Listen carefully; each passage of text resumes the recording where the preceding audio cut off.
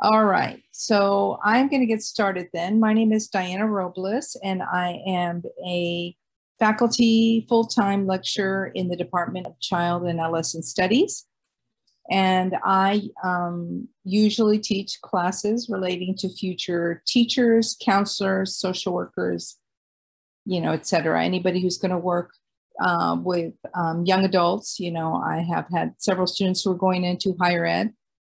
I am the fieldwork coordinator for my department. And so that is why I'm here today to talk to you a little bit about getting yourself prepared for the future career and internship options. With me is a special guest from careers. I'm sorry, hold on. I'm getting kind of, okay. I'm going to have her introduce herself. Her name is Geneva Cifuentes. Can you tell everybody hello really quick? Absolutely. Hello, everyone. I'm Geneva. Nice to meet you. Thank you so much, Professor Robles, for having me here tonight. And I'm just thrilled to be able to see everybody. Hello. Yes, thank you for everybody who is actually giving us your video, your audio, your picture is great too. But if you have the opportunity or the option of showing us your video, that would be even more amazing. Thank you, Jonathan. Thank you to those of you who've turned on your cameras. All right, so Geneva Cifuentes is coming to us from Costa Rica, which is amazing that we can have people here from all over the world. She's going to be talking the second half of this presentation.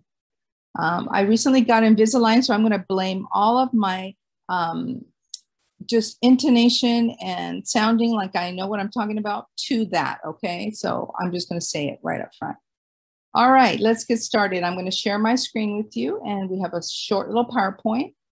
And I also have a short Zoom interview that I'm going to show you, not the whole thing, but a portion of an interview with the Career Center, because I believe that a lot of times we forget about our Career Center on campus. So today we're going to talk about proactive career and internships marketing post COVID-19, because we're still in a very special time. And it is hopeful for me that you will be able to take away from here something that will help you get ahead.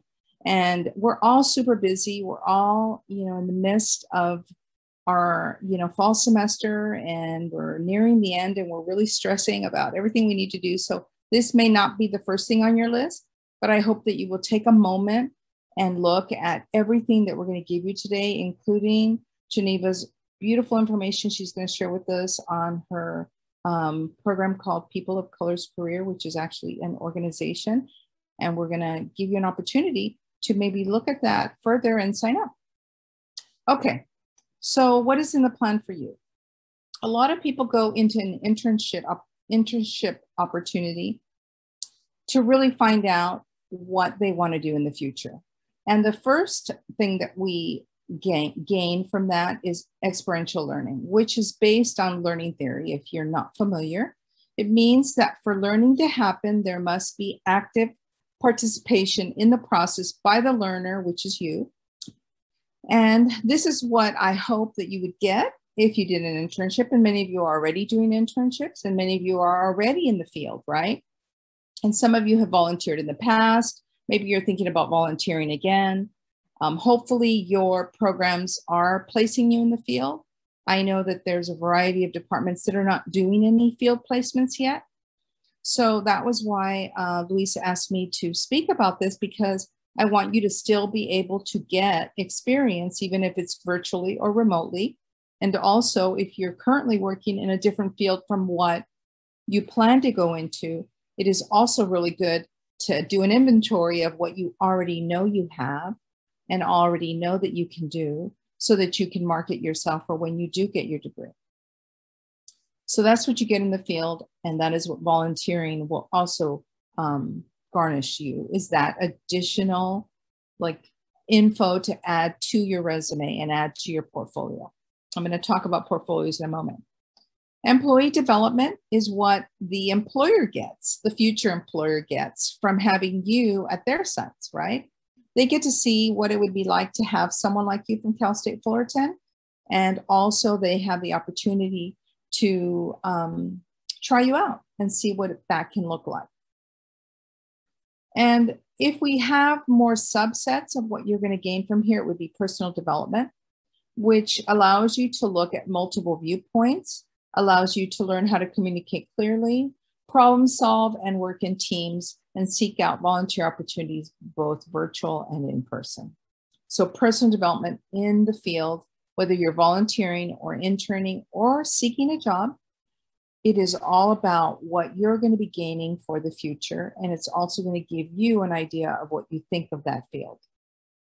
Professional development is when we acquire knowledge, skills, attitudes, values of the profession. So this is when we take something like a workshop or we attend a conference. We become more educated, more aware, and involved with not only the people in the field, but hopefully you're doing this also with your faculty. Find out more about what your faculty are doing besides teaching and see what they're doing in their service, in their field, in their research, because they're the people that will tell you what it's like to be in whatever field you've selected to be in. And they can tell you honestly if they love what they do. You know, they might actually tell you something that you hadn't thought about, which is that maybe this field isn't exactly what you think it's going to be. And I did that when I was thinking about going into law school. And I obviously didn't become a lawyer because I actually met with several women who were Latinas who were in law, and I asked them for some of their input. And after I looked at all of the positive and negatives, I decided law school wasn't for me. So my background, just so you have a little bit of insight, is I have a master's in health science because I was thinking medical school at one point. And then I decided to stay in the field of social work when I got a job working in child protective services. So I went back and got a master's in counseling. All right. Other things that you get from being out in the field and learning about what's going on in your communities is civic development. This helps you get involved in a healthy, societal democracy, such as participating in civic learning and understanding human context as a civic professional, both locally and hopefully you'll take it outside of the United States and maybe even internationally, because civic development is part of who you're going to become once you get into your field. You will become more passionate about what you've learned and what you want to become. And then applying those experiences to real world in either a school setting, an internship setting, a volunteer setting. So the pandemic has allowed us in this year and a half to acquire a lot of new skills. What you learned about yourself during this past year is probably huge.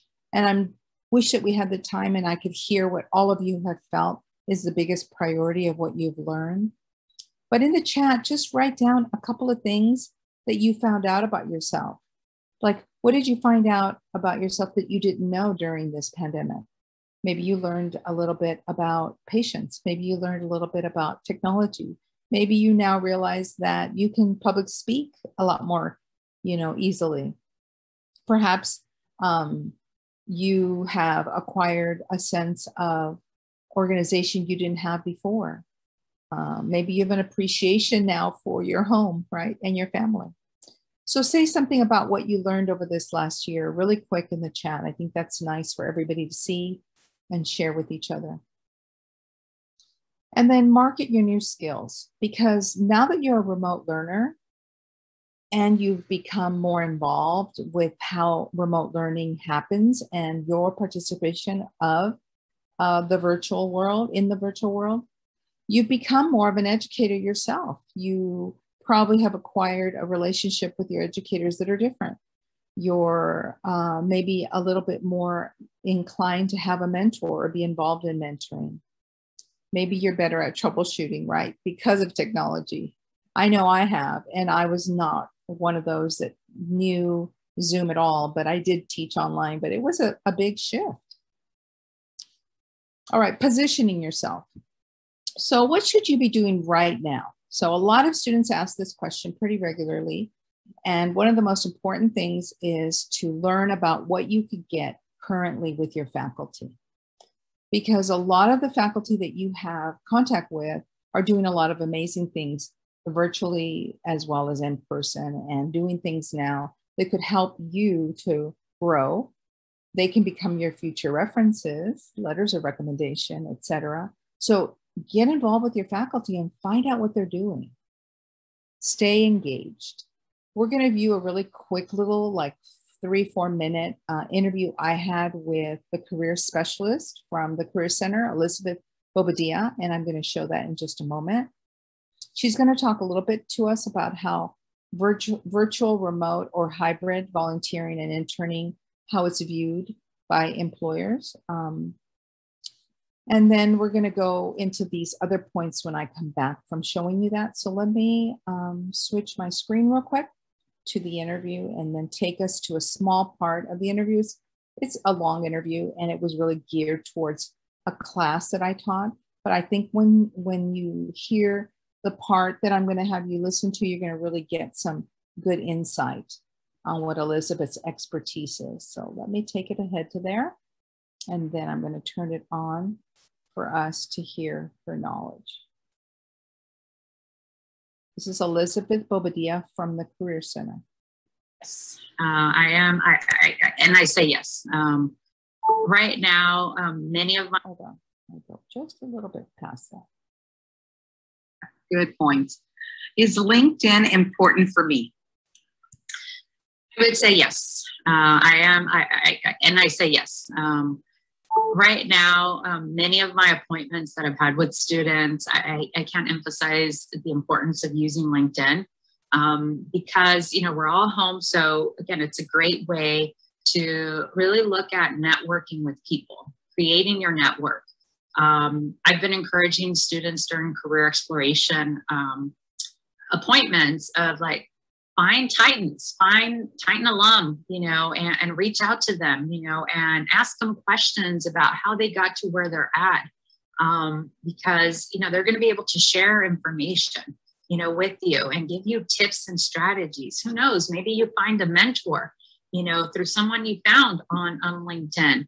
And, you know, that person may eventually know of an organization that does have virtual virtual opportunities available, or maybe opportunities that you may be interested in applying. So LinkedIn, I mean, having a good, you know, profile is a good place to start. I would say updating your resume, and then taking that resume and kind of creating your profile, having a nice, you know, picture on there. You don't have to go to get a professional picture, but find a nice, you know, professional picture that you could put on there, and then start using it. Start connecting, start expanding your network, because often many students have found opportunities, you know, or individuals or companies have reached out to them via LinkedIn to inform them about opportunities offered at their organizations. Perfect, thank you. How do I list virtual experiences or volunteering on my resume? Should I say it was virtual versus in person? Yes, you definitely should. I mean, at the end of the day, think of it as its experience, you know, whether virtual. I mean, I've been last 7 months, you know, our office has been functioning the same way that we have, you know, in person versus virtually. So for me, that experience, I have a job and I'm doing that work. So think of it as that way, virtual versus in person. It's still an experience. It's still an opportunity for you to grow, an opportunity for you to apply and utilize the skills that you have. An opportunity for you to challenge yourself too, especially if you're doing it virtually, right? Maybe you're having to learn new platforms or new functionalities of platforms that you used in the past, right? And so think of that as definitely key pieces that you want to highlight on your resume, because it's going to be instrumental. It is you still keeping that momentum going of learning, applying, and developing skills that are going to be needed for future opportunities. Perfect. Any tips for being successful in the job market, which could also be the market for volunteering and that kind of thing? The main piece is really going to be have a purpose and be intentional. You know, I feel like often there may be candidates that are just like, I want to do this, I want to do this. And, you know, the more I have, the better it's going to look like on my resume. And, you know, it's not always quantity, it's more of quality of experiences. So being intentional, being strategic, with internships, volunteers, I always tell students, you know, look at assessing what are areas of development that you want to improve on, and identify an internship, a volunteer, a job that may allow you to develop that skills or to challenge yourself to further develop the skill or acquire that skill. So that intentionality is going to be really critical. And it's not just telling employers you've done all of these different things, but it's really showing with examples, you know, purposeful examples, reflective examples that, you know, are really going to help you market yourself from the competition, you know, when the time comes of being evaluated to get into a graduate program or getting into a particular job or internship. All right, so that's Elizabeth, and the Career Center is actually got so many services that you may not even be aware of.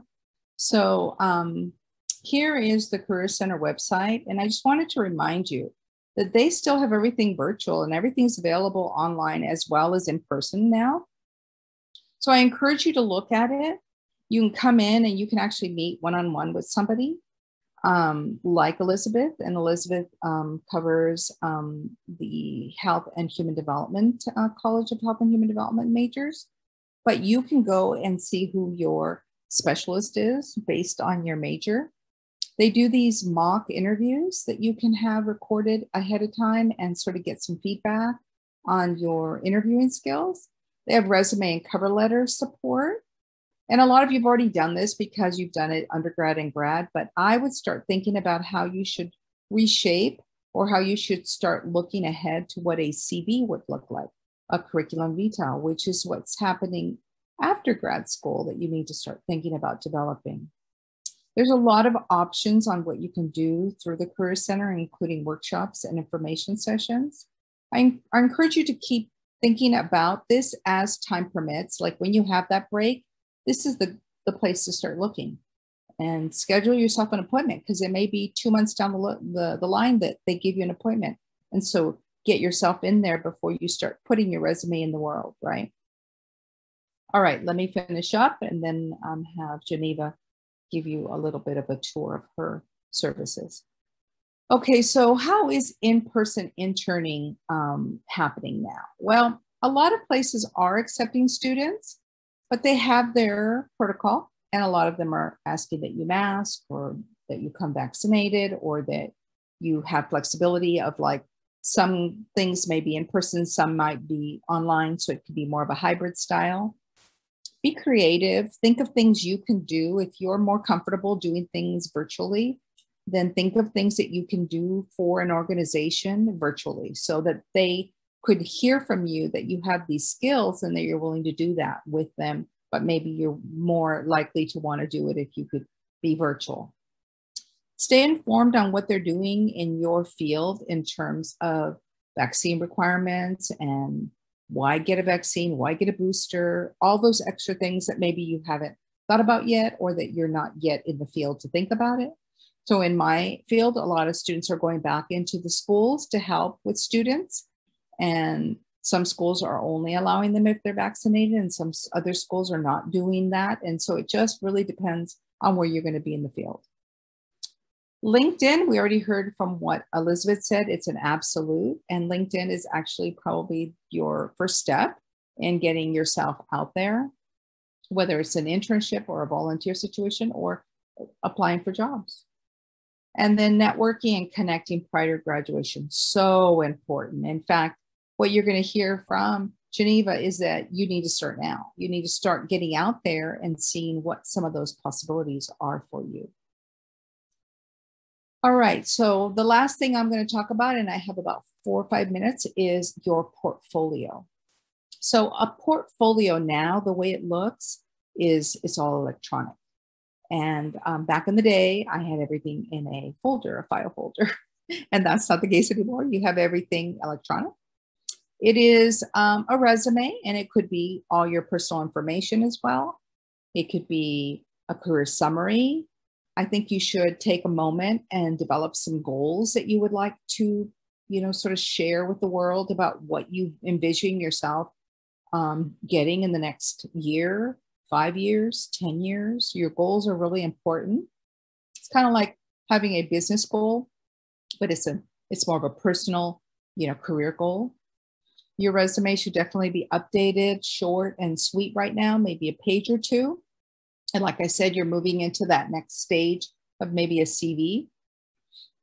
A list of your skills and accomplishments, things that you have gained over the last year and a half, but also what you've gained working in your non-related jobs, because you have developed a lot of skills while you were working at Starbucks, or while you were working as a, tutor, or when you were, doing coaching, or whatever you were doing out there, assisting anybody. All of those are skills that you should have and that you should list. Work in academic projects. So writing samples, things that you did in class that you can put in this electronic portfolio and have them in there. Like if you got an A in something and you're like proud of it and it's an amazing project, maybe it's your pre-dissertation, maybe it's your dissertation, who knows, that you're writing, put it in your portfolio, have those really nice things showing, so that when someone asks you for a sample, you automatically have it. You don't have to go back into Canvas and find it for 5 semesters ago. A list of continuing education qualifications, professional development, activities. If you belong to a professional organization, I didn't write that on there, but definitely that's important. Any references, and these can be both the names, phone numbers, and emails of people that say they would be your reference, but any testimonials. If you served in a club on campus and you just impress them, have one of the supervisors do a quick little Zoom meeting with you and say something about what you did. Keep those testimonials in this portfolio. So this first link, I already have it opened for you, and it's a really good website that I highly recommend that you look at if you have an opportunity. Let me get to it really quick. It's career portfolio. It's called the Fairy God Boss. And I have my own site. That's why my name is on there. And what I like about it is it goes into more detail what a career portfolio should look like. And because I'm not familiar with all of the fields that are here today, we have computer science, business. This is a good, more generic way of looking. It just tells you your career portfolio should have your personal information, career summary, and goals. Kind of the same thing I listed, but in more detail. And it also gives you some examples and, videos that you can look at from people that have gotten the yeses and gotten the nos, So I really encourage you to do a little bit of search on a website like this. And then the last thing is to have a killer 30-second elevator pitch. I think this is an amazing thing to have. And I can't show the whole thing because of time, but I'm going to put it at 3:24, which then if you want to come back later and look at it in complete, you can. You're going to get my PowerPoints and this recording, so you'll be able to have it. So let me take us there really quick. And this is just really, really quick, a couple of things to think about when putting together your elevator pitch, because sometime in the future, if not, you already have had this experience where somebody comes up to you and says, tell me about yourself. And this is really important to have thought about before you answer them, right? All right, let's listen to it. Jim, who are you and who do you help? Now, let me give you just a quick example of what I would use. I would say something like, hey, I'm a career strategist helping professionals find their dream job so they can grow in a field they love or grow in an industry they love, whatever. Okay. So who are you and who do you help? You could even put your name in front of that if you wanted, like, hey, I'm Heather Austin. I'm a career strategist, yada, yada, yada. So who are you? Who do you help? The second question you need to ask, this is, again, our 4-part formula to the perfect pitch, is why are you passionate about what you do? So why are you even doing this? Like, it could be any number of reasons, but what's the real reason behind you doing this? So what I could say is I'm most passionate about seeing my clients excited to get out of bed in the morning. I want my clients to experience a sense of fulfillment when they go to work every day, or when they go into the office, or whatever that might be. So that's what I'm passionate about. That's why I do what I do. So again, you would come up with, why do you do what you do? The third part to this formula is, what makes you unique? So why are you so special over everyone else that does what you do? Why are you so special? So for example, and I'm just kind of throwing this out here, I could say something like, what makes me unique is the process I use to help my clients build confidence so that they can achieve their career goals. Okay, something just very basic and simple. It doesn't have to be long and drawn out. Again, remember, we want this to be a 30-second pitch.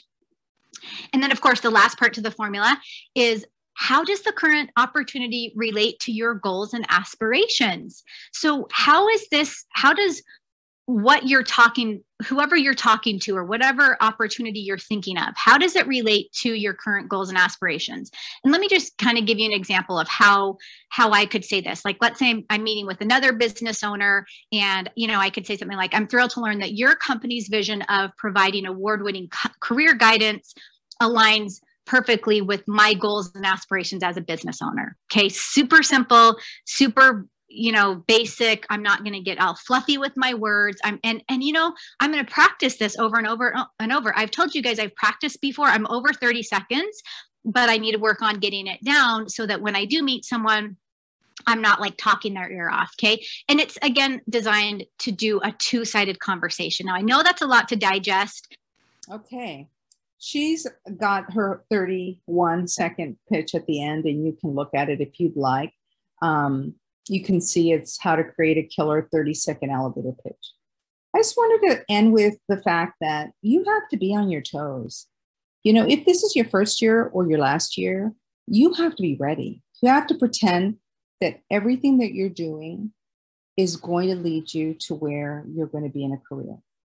So, without taking any more time for Geneva to have her full-time, I want to introduce to you again Geneva Cifuentes-Hiss, and she's an outreach and engagement coordinator for the People of Color Careers.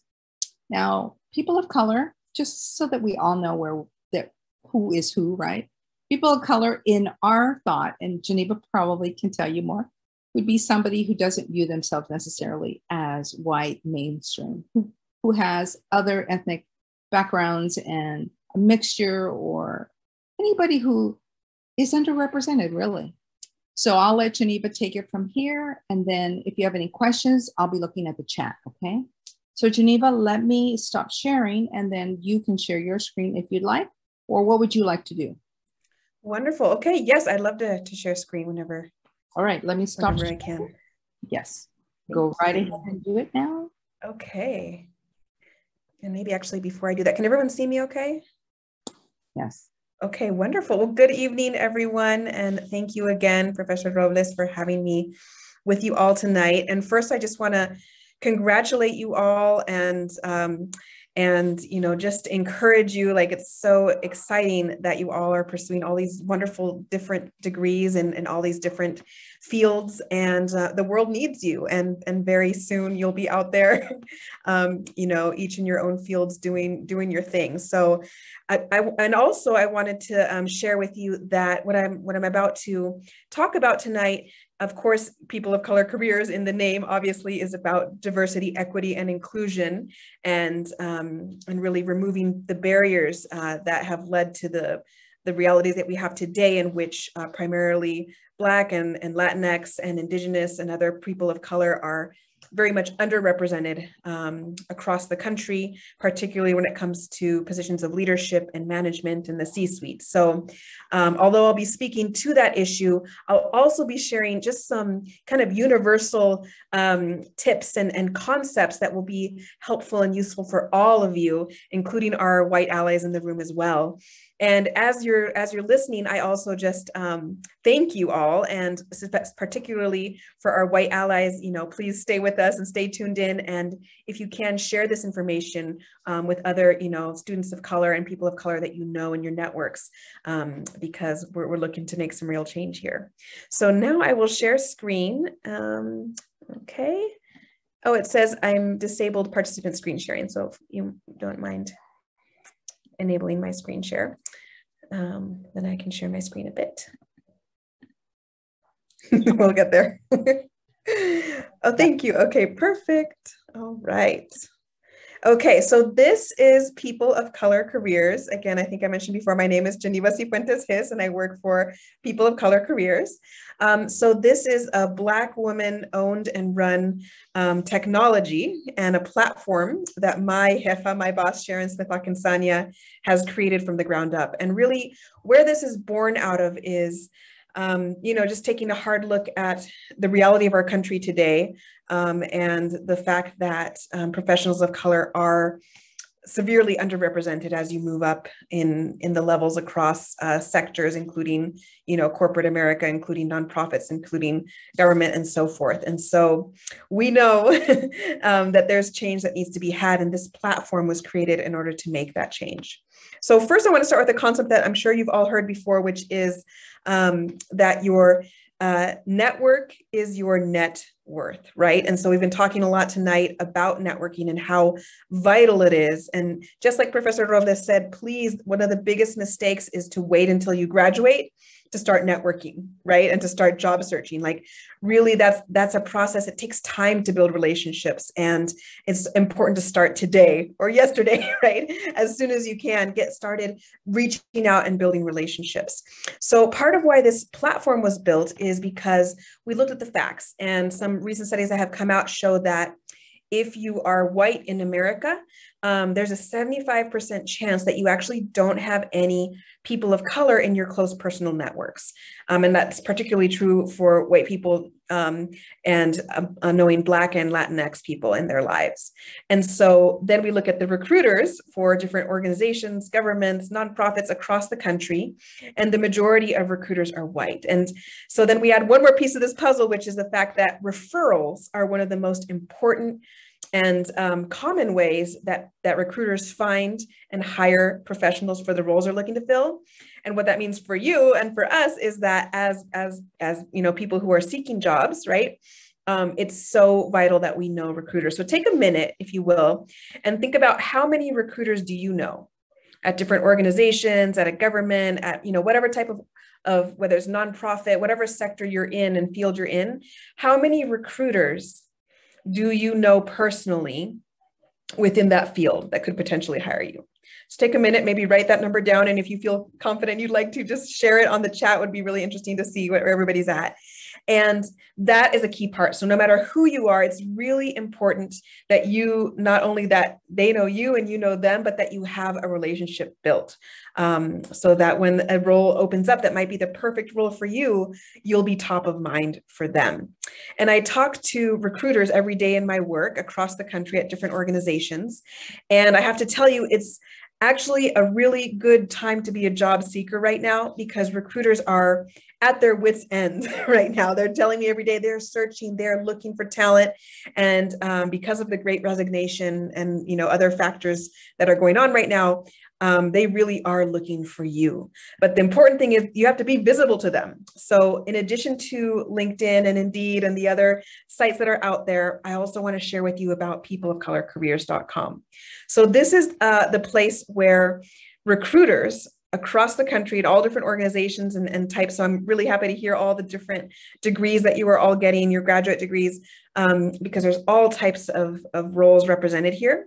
But these recruiters are here because their organizations have decided and agree that it's time to make a shift, right? That if we want to change these numbers and we want to make sure that every organization represents the diversity of America, And especially as our country becomes more and more diverse, and will be a majority minority country, within, not too many years, it's vital that every organization reflects that diversity, right? So these are the organizations who agree we've got to do something differently. We can't keep trying the same old way and expecting the same results. We've actually got to have our recruiters out there connecting with professionals of color, building relationships, and making sure that that you're included and that you're in their pipeline as they start looking to fill the roles they have. So when you come to People of Color Careers, these are our partners thus far, with more adding every day. I just got an email this evening for another partner who's coming on new, in all different industries, healthcare and environment and media and sports. There are just so many organizations and so many opportunities. And so I encourage you, everyone, to get to know what types of organizations are out there. And you'd be surprised, even within an organization that maybe is like finance or, an organization you wouldn't think top of mind for your field, there are a surprising amount of opportunities at really interesting intersections and niches within them. And then on this platform, you'll find, this is called the Hub. And so the way that it works is you just create your account just like you would on LinkedIn or Facebook or anything else. The platform is completely free. There is absolutely no charge at all, because our mission is to make sure that we're moving towards equity and bringing more Black, Latinx, and other underrepresented groups to be able to network with recruiters. And then you're able to explore career opportunities here. So it's kind of like a Netflix of careers. There's multiple ways you can also search for them as well with keywords. And you can also learn more about the employer partners. So you might want to check out US Bank, which has lots of openings in California in particular, if you want to stick around in state, and learn more about the organization, learn more about their diversity, equity, and inclusion initiatives, who their leaders are. You're able to search for careers here, which you can do with keywords depending on what your field and what your interests are. And then most importantly, and this is what we really want you to do, is to start connecting with recruiters and actual like human beings, having conversations on our platform. And I also want to stop here to ask you another question, which is, how many of you have ever applied to a job and then never hear back? And then don't know what happened and don't know like where you are in the process. And if you have a chance or not, should you kind of let go of this one and keep moving, or what's the next step here? So what we're looking to do is to really bridge those gaps and make sure that no one is falling into the proverbial black hole as far as making an application and then waiting around and trying to figure out what's happening. So when our recruiters come onto the platform, you'll be able to check out their profiles, find out more about the organization, but they also offer up different options. For example, you can reach out to a recruiter for resume review. You could, send their resume. You could have a virtual coffee chat with them. You can ask them where you're at in the application process, right? So the whole idea here is that you're building networks and you're able to kind of have an insider's, lane into the process, right? And then here's another place where you can check out and get to know different recruiters at different organizations. So that's how it works in a nutshell. And then we also have a whole area here with career information and resources. And all of this is free and ungated so that you can check it out anytime. And then in order to actually connect with recruiters, at that point, you do need to create your profile. That's basically the difference. You're able to find careers, search for careers, get information about the organizations from here. And then, as I said before, to join, you just click here and create your profile by putting in your email, or you can do single sign-on with Google or LinkedIn, and then creating your password. And then there's just a quick form that you fill out and upload your resume, put up a profile pic, put up a cover image, and off you go. So I want to pause here to see if anybody has any questions or comments thus far before I go on. I'll check the chat. Geneva, just a quick question. Yeah. Would it also be possible for students who are thinking of any of these organizations to ask about internship opportunities? Oh, that's a great question. So yes, there are internship opportunities on the platform. The majority are, careers. However, there definitely are internships on here as well. And you'll also find a mix of remote positions, of, positions that require being in a certain location, positions across the country because it is a national platform, and then a full range of organizations from nonprofits like Make-A-Wish America to, media companies. Those of you who are sports fans might know the Players Tribune, NBC, and things like that. So there's a wide variety of organizations that have lots of different opportunities there. And then I'm also, thank you very much for sharing, those of you who shared about how many recruiters you know. So 001. So yeah, most of us don't know recruiters. And this applies to everybody, right? The more recruiters that you know, and more importantly, the more recruiters who know you, the more opportunities are going to be available to you. And so again, the recruiters are looking for you. They want your talents. They want to know who you are and what you can do. But the question is, how do you connect with them? So that's the vital part, is actually building those relationships and being the one to reach out, right? And making yourself available. Also on this platform, the recruiters can reach out to you. And the way it works on their end is that they're running a search on the database, right? So they're looking for a social worker, right? And so in this area, for example, and then your profile will come up and they'll be able to check out your resume and reach out to you, and also tell you, hey, we have this role, coming up. Are you interested? Tell me more about your experience, and so forth. So a lot of this is just about making that initial reach out. And then it's wonderful, the resources that you shared, Professor Robles, about your elevator pitch. That's a perfect time to implement it and put it out there and say, hey, this is what I do. This is what I'm passionate about. I'm just finishing up my degree, or I'm going to finish up next year. And that way these recruiters know who you are even before you're ready, right? And so you start to build that relationship, have these conversations here. And just telling them about what you're looking for can help them also keep you top of mind as new roles come up in the future. So it's a two-way street, and it's super important to just be visible, right? Because no one can know about you or find you if you're not putting yourself out there, whether it's on LinkedIn, whether it's on, anywhere else, and whether it's on People of Color Careers.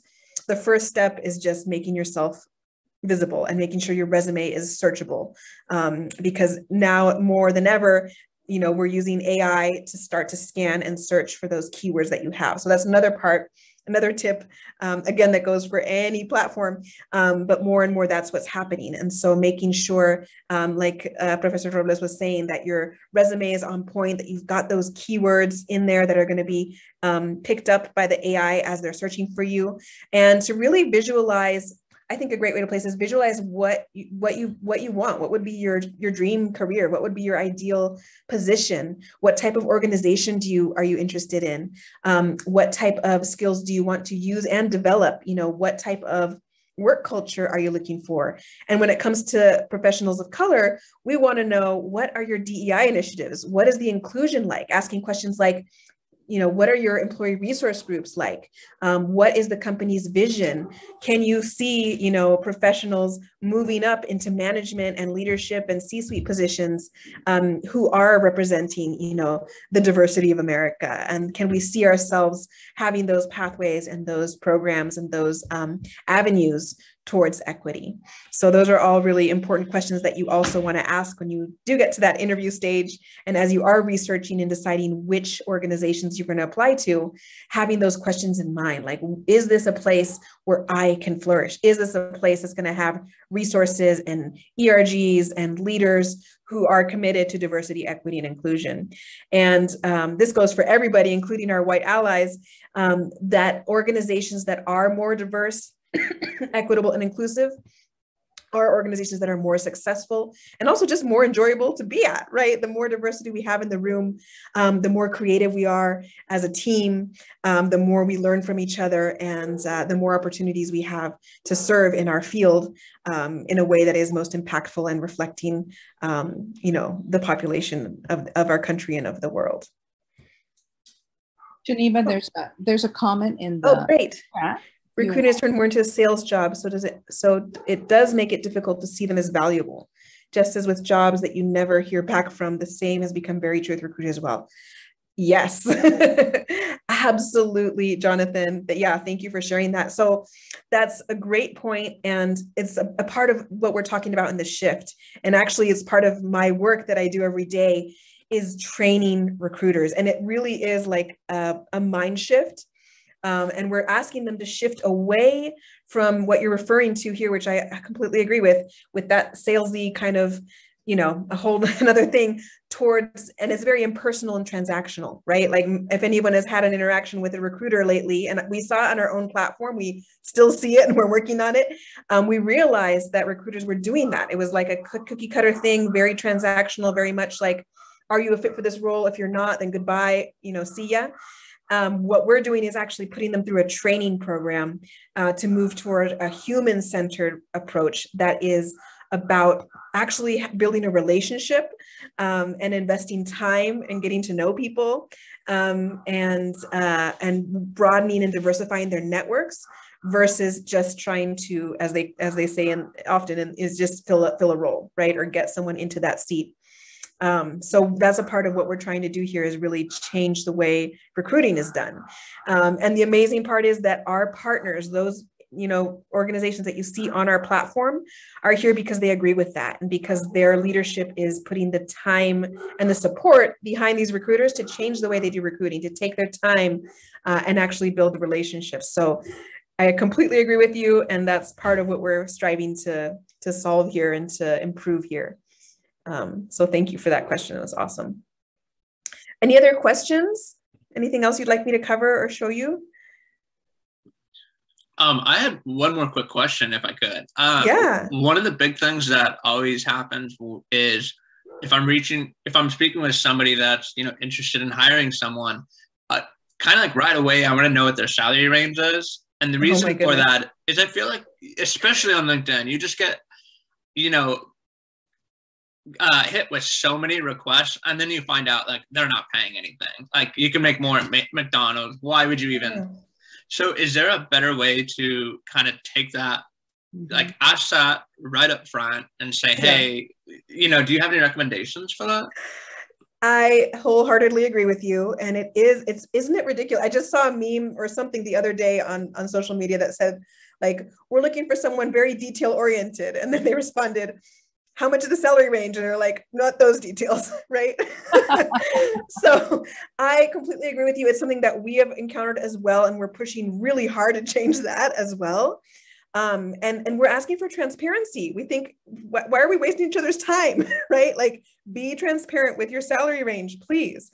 And yet we're still coming across, just in the industry that depending on the organization, they're still being guarded about that information because of, competitiveness between, other organizations in their field and roles. So what we're doing to try to start to shift that, and trust me, it has been a hard uphill battle, is we're just really advocating for transparency. And we believe that this is a huge piece to equity, because in order for there to be equity, we have to have transparency, right?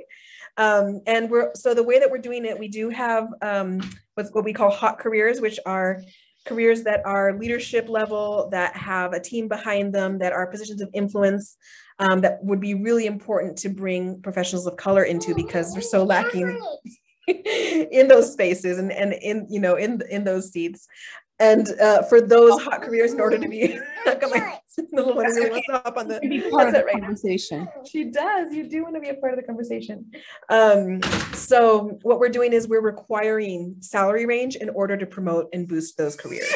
So that's where we're starting at. It is an uphill battle. I completely agree with you. And I truly hope that in the next couple of years, we're going to see much more transparency in that.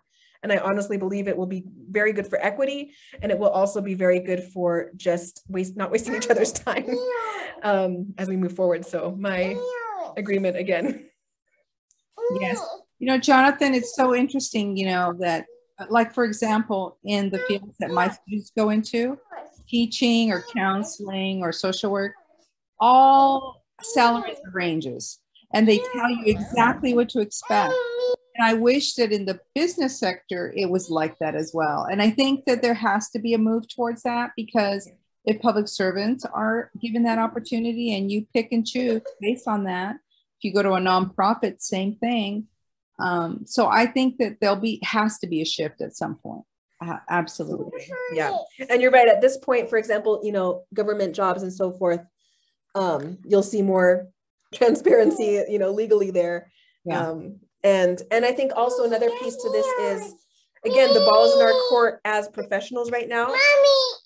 And part of, yes, I know, ears. But part of that is also the pressure is on, right? And those organizations that are able to communicate their salary range are going to be more attractive to us, right? So hopefully that will also help as we move forward. All right, well, we're just about at time, but I was just wanting to see if there's any other questions or anything else that we can do to support you in your journey, because this is a journey of really you starting to set the stage for what comes next, and anything that you can do also to sort of help each other, because this is part of it too. Now, when you graduate, you become an alumni. And you will get, you know, many times sought out by students who graduated before or who are in the process now. So lend that open door, you know, connect with them and connect with alumni that you know of, because they're out there doing what you want to do. And I think that's a big piece of it. Beautiful. And I just put People of Color Careers, the website in there. So go ahead and grab that and save it for yourselves. And also I put my email. So if any of you want to reach out, you know, once you've created your profile, you want me to take a look at it or take a look at your elevator pitch, or, you know, just bounce ideas. And I see a lot of careers every day. Maybe there's a fit for you. So there's my email. Feel free to network with me. And I wish each and every one of you unlimited success. So excited for you as you embark on your next steps. And we're all rooting for you. Yes, and Geneva's probably got more expertise in shifting from careers to careers. She's done a lot of shifts in her own personal growth. I mean, we met when she was doing our short-term study abroad, program and setting up all of our students' experiences in Costa Rica. And look at her now. So she has such an amazing background. I encourage you to connect with her.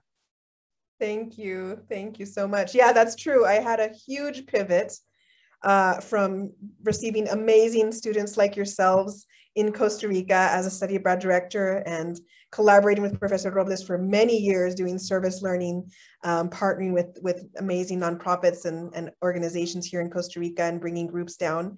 And then COVID hit, and that was quite a shock to the system, and everything, you know, closed down. And thankfully, and again, it's networking, right? Within a month, I was hired and shifted into DEI and marketing and this work that I'm doing now. So yeah, we've all got to be nimble on our toes because we never know what's going to happen. And it's all about, I think, the networking, like I said before, and really honing in on how you can transfer your skills from one place to another. And then just having an open mind to learn new things, because life is a continual, you know, opportunity for learning and for serving. So again, I just wish each and every one of you great success, and I'm here for you, and I hope you'll reach out to me. And thank you so much for having me tonight.